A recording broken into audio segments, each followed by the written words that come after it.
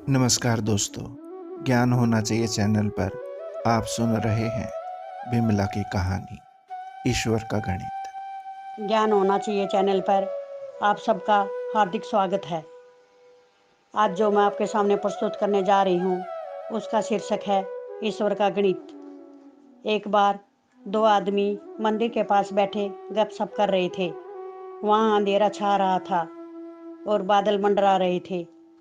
थोड़ी देर में एक आदमी आया और वो भी उन दोनों के साथ बैठकर गपशप करने लगा। कुछ देर बाद वो आदमी बोला, उसे बहुत भूख लग रही है। उन दोनों को भी भूख लगने लगी थी। पहला आदमी बोला, मेरे पास 3 रोटी हैं। दूसरा बोला, मेरे पास 5 रोटी हैं, हम तीनों मिलकर खा लेते हैं। उसके बाद सवाल आया कि रोटी 3 आदमियों में कैसे बांट पाएंगे। पहले आदमी ने राय दी कि ऐसा करते हैं, हर एक रोटी के 3 टुकड़े करके, अर्थात 8 रोटी के 24 टुकड़े हो जाएंगे और हम तीनों में 8-8 टुकड़े बराबर बराबर बट जाएंगे। तीनों को उसकी राय अच्छी लगी और 8 रोटी के 24 टुकड़े करके प्रत्येक ने 8-8 रोटी के टुकड़े खाकर भूख शांत की। थोड़ी देर में बारिश होने लगी। फिर बारिश के कारण वे तीनों मंदिर के अंदर ही सो गए। सुबह उठने पर तीसरे आदमी ने उनके उपकार के लिए दोनों को धन्यवाद दिया और प्रेम से 8 रोटी के टुकड़ों के बदले दोनों को उपहार स्वरूप 8 सोने की गिन्नी देकर अपने घर की ओर चला गया।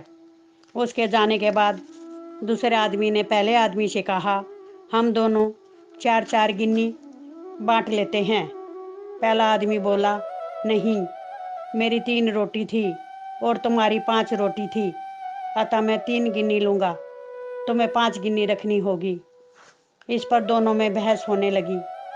उसके बाद वे दोनों समाधान के लिए मंदिर के पुजारी के पास गए और उन्हें समस्या बताई तथा समाधान के लिए प्रार्थना की।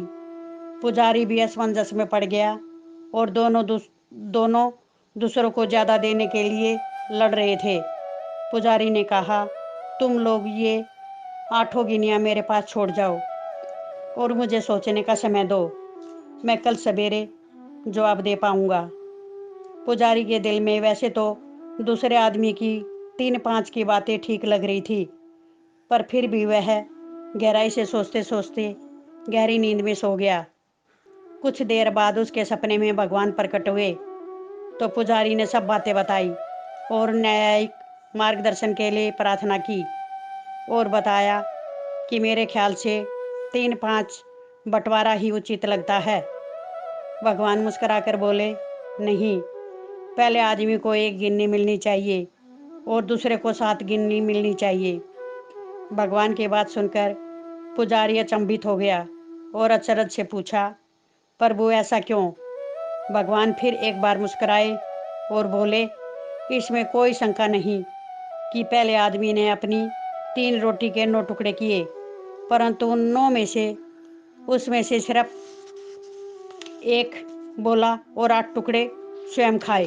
दोस्तों, ज्ञान होना चाहिए चैनल पर आप सुन रहे हैं बिमला की कहानी, ईश्वर का गणित। अर्थात उसका त्याग सिर्फ 1 रोटी के टुकड़े का था, इसलिए वह सिर्फ 1 गिन्नी का ही हकदार है। दूसरे आदमी ने अपनी 5 रोटी के 15 टुकड़े किए, जिसमें से जिसमें से 8 टुकड़ों की उसने स्वयं खाए और 7 टुकड़े उसने बांट दिए, इसलिए वह न्यायानुसार 7 गिन्नी का हकदार है। यह ही मेरा गणित है और ये ही मेरा न्याय है। ईश्वर की न्याय का सटीक विश्लेषण सुनकर पुजारी नतमस्तक हो गया। इस कहानी का सार ये है कि हमारी वस्तु स्थिति को देखने की, समझने की दृष्टि और ईश्वर का दृष्टिकोण एकदम भिन्न है। हम ईश्वरीय न्याय लीला को जानने समझने में सर्वथा अज्ञानी हैं। हम अपने त्याग का गुणगान करते हैं, परंतु ईश्वर हमारे त्याग की तुलना हमारे सामर्थ्य एवं भोग तौर पर यथाचित निर्णय करते हैं।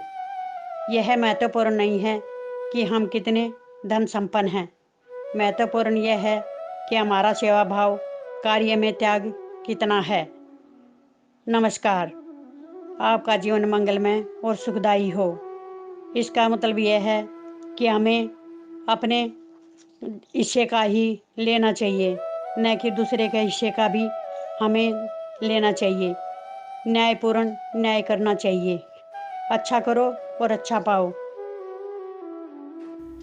दोस्तों, उम्मीद करता हूँ कि ये कहानी आपको पसंद आई होगी। वीडियो को लाइक और चैनल को सब्सक्राइब ज़रूर करें। धन्यवाद। आपका अपना संसार। नमस्कार।